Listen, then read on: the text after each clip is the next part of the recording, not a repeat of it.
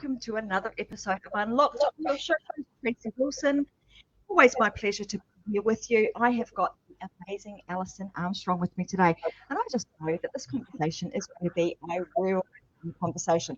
I'm going to get to learn loads and loads of stuff about Alison, what it is that she's been up to, and guess what, guys? So are you.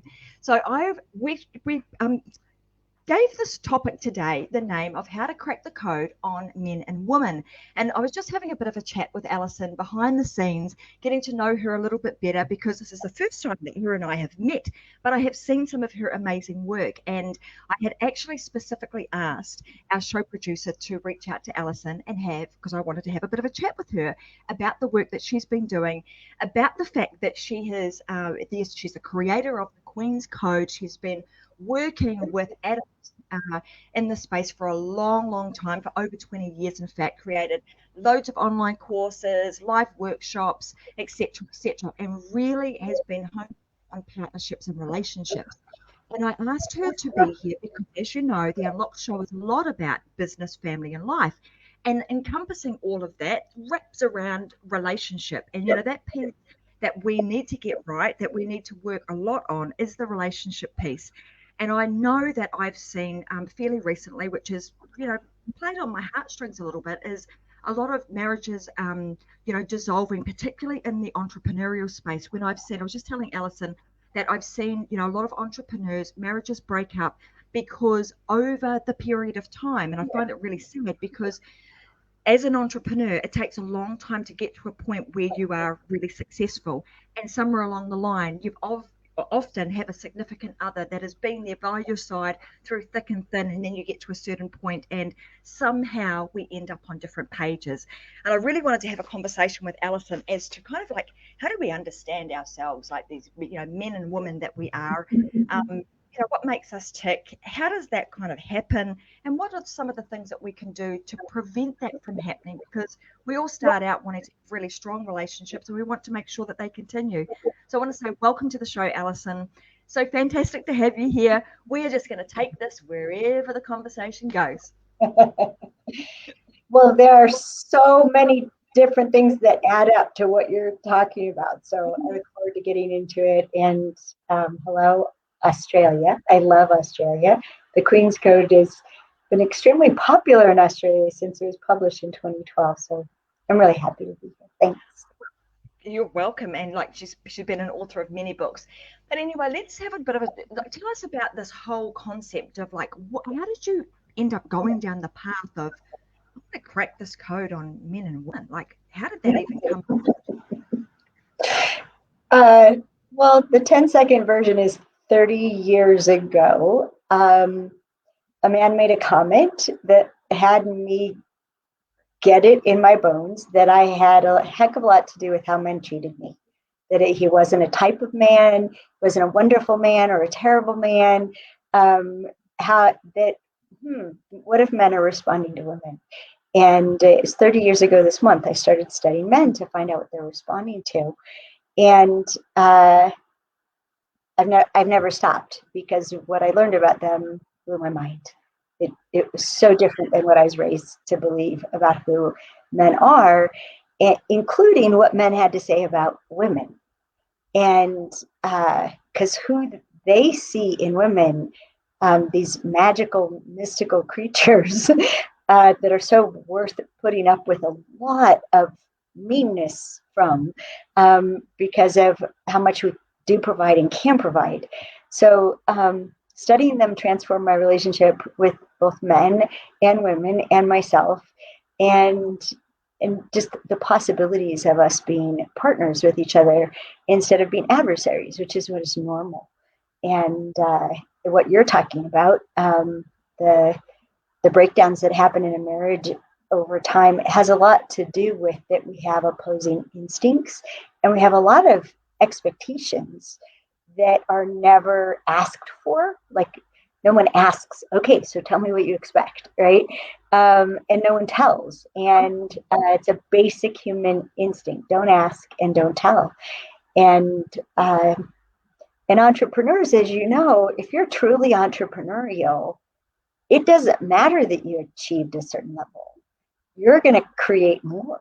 and more and more. And often that person in the support position thinks that when you get to a particular point, you're going to stop being that way, and we're going to spend more time together, and we're going to enjoy the life that we made possible, and we're going to, there is an expectation that things will change. And entrepreneurs, my favorite entrepreneur is 81 years old, and he is not slowing down a bit, not even a bit, right? So there's just a lot of things that go with it that we're not prepared for, and including how much we as human beings change over time, how much our hormones create our thoughts and our thoughts create our hormones. All of this is just what I've been fascinated with for actually 40 years. So, but what I love is to be practical. So if I could offer Tracy some things to do to head off what could be inevitable, then I'm offering that, but I'll let you say whatever you want to say about what I've said so far. No, look, it's one of those things. Now you've got me fascinated. So it's like, in the few minutes that we've been talking about, well, I want to know more, about this code, and what did you learn? Like growing up as a young girl, and just so you know too, very recently, Vicky Helm and I have written a book called The She Myth, and a lot of the stuff that you are talking about, like, we're growing up and we have this, we're taught certain things and we grow up sort of understanding things in a certain way. And then as you've sort of delved deeper and you've gone, hang on a minute, I want to learn a little bit more about this, and you scratch the surface and, now there's more, and now there's more, and then you're down this big rabbit hole, and you're there and you've never come out. Like 30 years later, you've continued to delve in and dive in to try and understand this better. So often we look at things and we go, well, as we're growing up, it's a natural thing to do to be in a partnership, and that partnership, we start with from that point of view of, this is my understanding of what that should look like as I'm growing up. But as you've continued to sort of delve into this and understand men and women better from a much deeper place, is what I'm hearing. Like you've dug really deep to try and understand, hormonally, the testosterone and the estrogen that men and women have, and how that actually impacts on your mood and how we react to one another. Tell us a little bit more about that. Like, what were your findings there? Well, oh boy, let's see. The short version of this, the short version, if you think of testosterone as the hormone of ambition, of focus, of achievement, of drive, energy, sex drive, a sense of well-being, right? This testosterone gives so much, and it's also the fuel for being focused. Okay, so focus. And men naturally have between 15 and 30 times more testosterone than women do. They have more and they burn more. Just as an example, when my husband and I were both on bioidentical testosterone replacement, as a pill, my dose was 2 milligrams a day. His dose was 200 milligrams a day. So testosterone is radioactive for women. Emotion spends an extraordinary amount of testosterone. It's one of the reasons that men want to have a grip on their emotions, because it exhausts them. And as we grow older, our testosterone levels change a lot, because half of a woman's testosterone comes from the ovum in her ovaries, which have disappeared dramatically by the time she's 35 years old, and all of a sudden we get tired when we didn't before. So there are so many things that affect this, like just cyclically, right? If a woman asks a man to just listen, that's like handcuffing him, right? He's a problem solver. He's like a racehorse that's in the gate and no one will open it and let him run. This is who I am and you're not going to let me be who I am. Well, if she does that too often, she's going to notice he gets antsy. Well, the enzyme aromatase is turning his testosterone into estrogen. He's being biologically emasculated. Where if all she did was said, can you help me? Can you help me by like just saying everything that's inside of me so I can get it out of me and I have some room to see you and hear you and be with you? Well, sure, right? Men always want to help. If they can, they will. It's one of the most amazing things about them. If you say, can you help me? They don't say that depends. A woman will say that depends. What do you need? You say to a man, can you help me? He says, yes. What? Right? So it's one of the things that I was born in 1960. So I was raised in a very confusing set of messages, right? That you had to have a man, but don't need him for anything, right? Mm-hmm. and they love to be needed. When so many times they've asked men, what had you marry your wife? They never said because she didn't need me. They always said a version of, well, she needed what I am. She wanted what I got. She wanted who I am. I knew I could make her happy. I knew I could take care of her. And so there's just so many things that get mixed up in this, right? The hormones and the mental state, and when we get our feelings hurt because we think they don't care about us, because we think they're ignoring us, when instead they're just being a testosterone based creature who's naturally committed, and as soon as they have something to focus on, their brain screens out everything it considers irrelevant to what they focused on, including their wife. They didn't do that. Their brains did it for them. Yeah, well, it's what's really interesting, right, is that for make an analogy here, but for an animal, you would say, it's very natural for that animal to do that because that's what they're designed to do. But very, infrequently do we say, well, as a male, that's actually what you're designed to do. That's what you're innately supposed to act that way. We kind of dismiss that, and that as humans, no, we don't have any of that. You're just supposed to do what you're supposed to do to please, to please everybody else. So it's fascinating that you should kind of, I'm hearing, as you've done a lot of this research, this is really what you're finding is that there are some innate things that we as humans and as part of our DNA as men and women do. But equally, like is there a myth that, men should they have the testosterone, women have the estrogen, and you're supposed to act that way and they're supposed to act that way. But as you were rattling off some of those things that, from a testosterone point of view, drive and focus, and, I'm going, yeah, well, I have all of that. So, or a lot of that. So it doesn't necessarily mean that just as a man, you only have that, and as a woman, you only have that, right? So I could have a lot more testosterone than, say, the average woman because I'm really driven. Would that be true?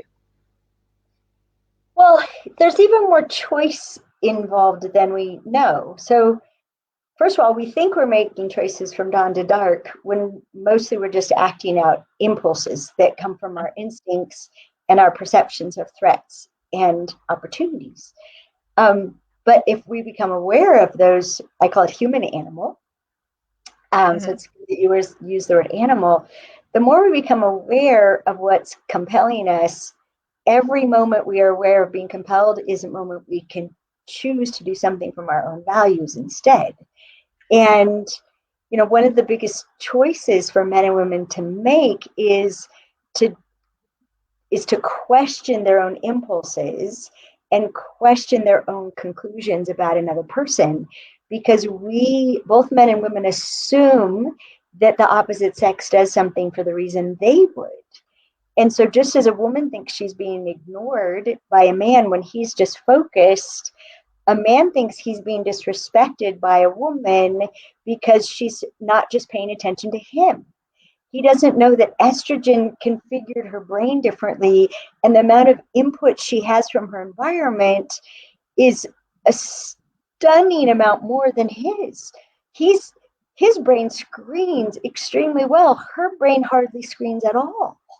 And so when we're distracted, men think we chose to do the other thing. They think that us turning off the boiling water on the stove while they were talking to us was us saying the boiling water is more important than you.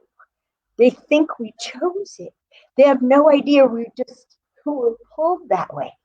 And so, understanding we have different instincts because our brains are configured differently, because one brain was pickled in testosterone and the other was pickled in estrogen. That's one awareness. But then another awareness is that, we literally give to the other what we want. And a classic thing that destroys relationships between men and women is when a woman is upset, a man, out of respect, will leave her alone. Why? Because that's what he needs when he's upset. He wants to be left alone. Where a woman will come find him and try to get him to talk about it because she cares, which is what she wants him to do, right? So we're doing for the other. And men feel safe when they're productive, and women in what I call hunting mode, we feel safe when we're productive. Let me be productive. Let me get some stuff done. And that's what has me feel good. I could totally relate to that. But when we're in a whole different mode, men included, what has us feel safe and content is feeling connected. And so men will try to connect with women when women are trying to be productive, and women will try to connect with men when the men are trying to be productive. And then we feel disrespected, and we feel our feelings hurt, and we feel like they don't care about me, or she just doesn't think what I do is important. She doesn't appreciate it, or he doesn't appreciate it. He doesn't even know how many things. All of this we take personally. We think it's our birth order, our ethnicity, our sun sign, our ex relationships. No, they're just opposing mentalities, a committed mentality and open mentality. And we both can have either one. And the more we know we can have either one, we can actually cause ourselves to be more open and available and connective, cause ourselves to be more focused and productive. We actually can choose all of it, but not until we know that we're almost choosing nothing. So Alison, what are some of the things that we can do?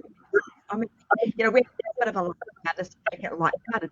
It's so true. Like as you're explaining all of that, I'm having a bit of a giggle to myself, because you can kind of see that all playing out in real life, right? It's legitimate and it happens.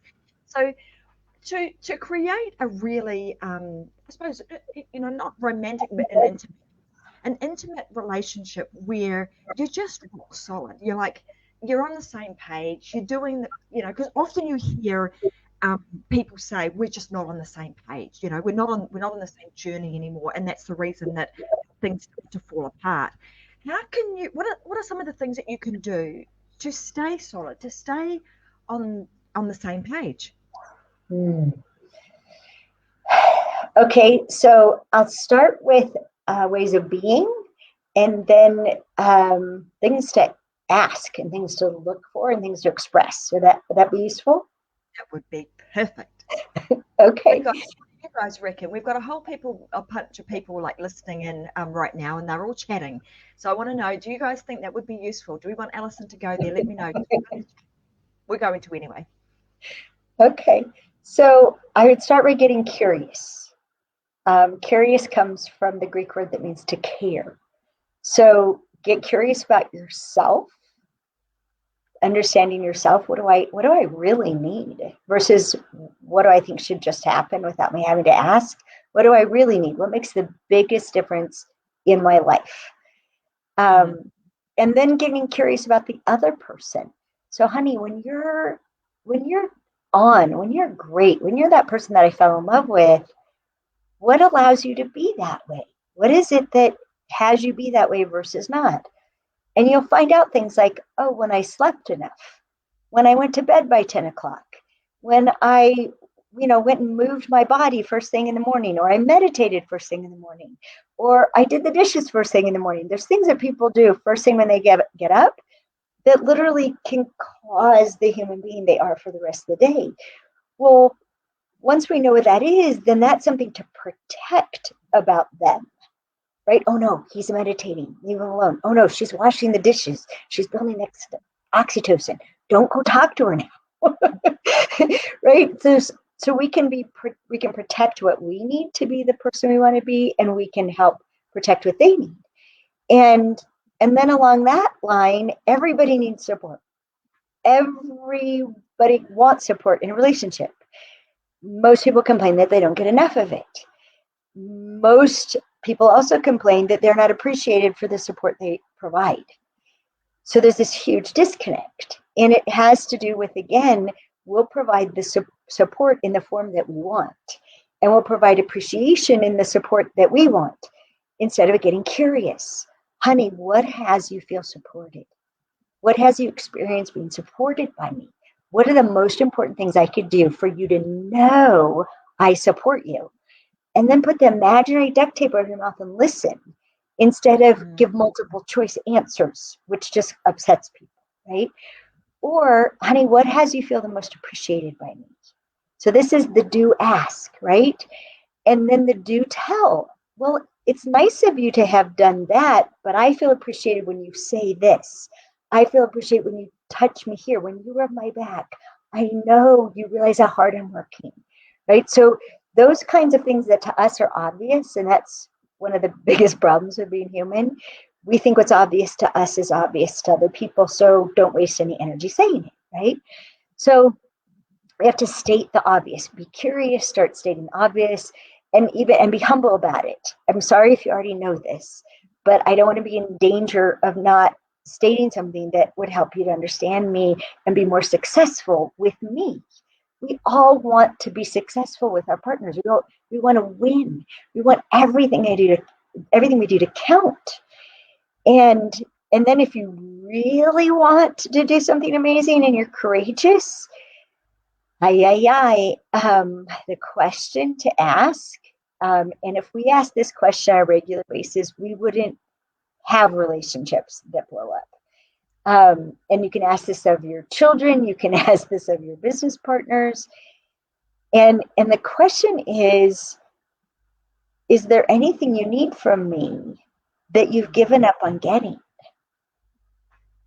And the prelude to that would be, is there anything you need from me that's just too hard to get? Because that's the thing they're about to give up on getting. Right? So what do you need from me that you've given up on getting? What do you need from me that's just too hard to get from me? It just takes too much energy on your part to get it from me. And are you willing to hear that about yourself? Right? Are you willing to have someone go, you know what, you're lovely and you're not perfect for me? And have it be something, okay, so coach me. I want to work on that. I need your coaching. We need to commit to, you're going to give me clues. If I appear clueless, it's because you haven't given me enough clues. So if I rub your back like this, is that it? And be willing to speak up and say hard or soft or a little left to a little to the right. There's all these things, especially women, but men do it too. We don't want to hurt somebody else's feelings. And so we don't ask, can I coach you on that? Can I give you a tip on what would have that be even more effective? And we all want to think we're perfect. So we don't ask to be coached. Yes, I will do that for you if you promise to keep coaching me until I have scored 1,000 points. Right? And I mean, if you just notice in our relationships how much we don't ask the person who knows the most about themselves to keep giving us the clues. We think we got to figure it out on our own. That's another human instinct. Anticipate. Women think anticipation is love. What if it's not? What if love is saying, honey, I'm doing this for you. Do you want me to do this for you? Actually, no. All right, now I've said a lot. What do you want to say about all that? It's like I said, it's a fascinating conversation, but it's a really, really important one, because I think often this is something that a lot of people don't spend enough time on understanding or each other. And all the things that you've brought up today, particularly those questions, I love them. Is there anything that you need from me that is just, you find it just too hard to get? And often we don't even think, we don't ask those questions. And like you say, we just kind of move through life thinking, well, they should know that. Like, I know that, so why don't you know that? We have that sort of mentality, and therefore we get to this crossroad and look back and go, oh my God, I can't believe what happened. Like, how did we get here? How did this happen? But there's subtle little things that I suppose that are happening along the way, that had they had an opportunity to do some of these things that you've talked about today, then perhaps they wouldn't get to that crossroad and look back and say, I don't know how we got here. This is not where, we got married. This is not where I had envisaged our life and our life's journey together to end at this point, if we were to do some of these things. Now, I've got a lot of people actually asking, Alison, they want to read your book. So let's tell them where they can actually get a copy of your book, because they want to hear more. Where's the best place that they can go to hear more of Alison?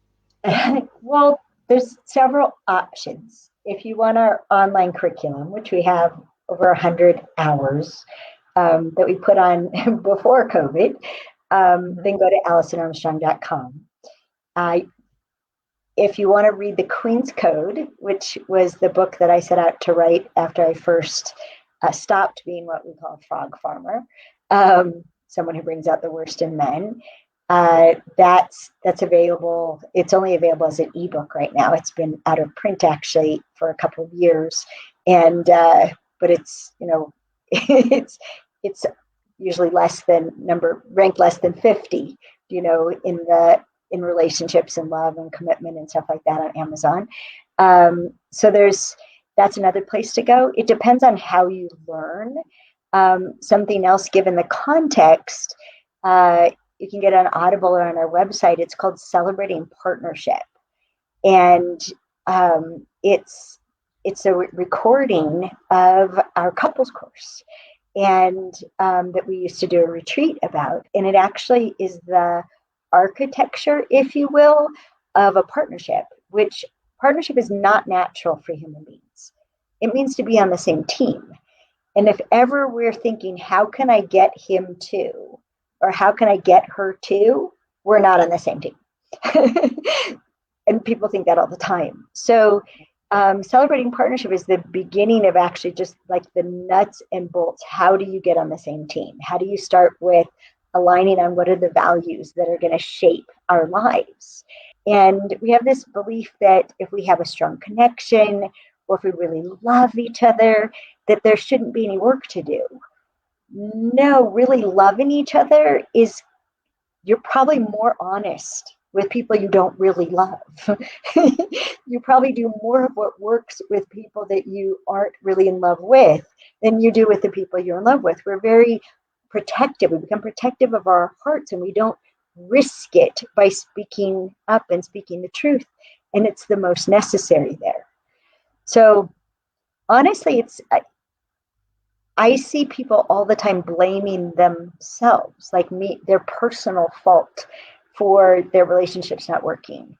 Very little of what has them not work is personal. Most of it it's human, and then it's male and female, and then are we more of a committed, focused kind of way that we live life, or we're a more open and connective and playful way that we live life?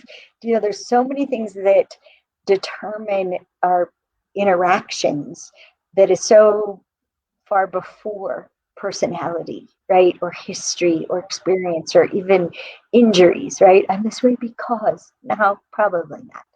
You're probably human. And so if people were to, so that celebrating partners, is that a website?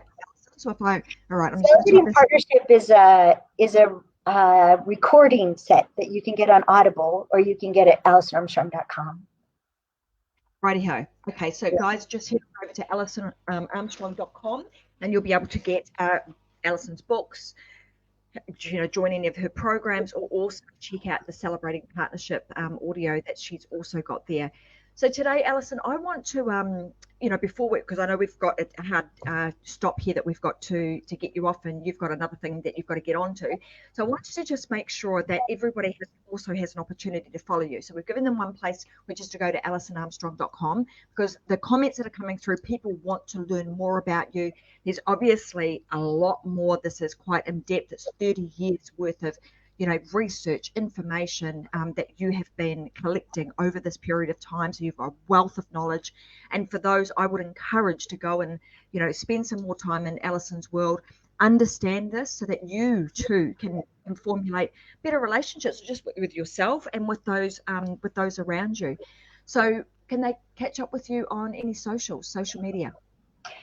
Yeah, our Facebook is understandmen.com. Instagram is the Alison Armstrong. They can go there. If you want to do something that will change your perspective entirely as a man or a woman, I would go to our website, AlisonArmstrong.com, and we have an event that's finishing up tomorrow night, but right below that, there's a free sample of our Understanding Women course, which is where most men and women should start. And it will lays out the biggest thing we have to understand about what drives women's behavior. Or yesterday, somebody asked me, what do I do? And I said, well, I teach women how not to be mean to men, and I teach men how to not make women want to be mean to them. And that's one way to put what I do. But we don't realize that we're bringing out the worst in each other, and we are. But we could stop. We could stop doing that, and we could actually bring out the best in each other. And then it's magic. And that's what we all want. And I can see that, the glow on your face just says it all, because you're obviously living, what you preach, and it really does show. So guys, head on over to AlisonArmstrong.com, go to the events page, and then further down on that events page, there's the free sample of the program. And it's right on the homepage, right there on the homepage. Yeah. Right, bang on that page. So head on over there. I want to say thank you so much, Alison. It's been really interesting chatting with you today. I'm fascinated by your work. I know that a lot of our guests that are also watching are also fascinated, because they are commenting crazily on the panel here, and we'll make sure that they have access to all of those freebies that you have mentioned today, and that they get an opportunity to spend some more time in Alison's world. But I want to thank you so much for being a wonderful guest today, sharing all of your life's work and what you're doing to really get to help people to understand themselves, and also to create really fulfilling relationships with themselves and also with others. So thank you so much for being here on the Unlock Show, and no doubt we will be chatting some more. Thank you for being here. Thanks everybody else for being here. Thank you, Tracy. You're welcome. We'll be back again on Friday, 10 a.m. Brisbane, Australia time, with another episode of The Unlock Show. I'm your host, Tracy Wilson. Been my pleasure to be here. Thank you so much. Bye for now.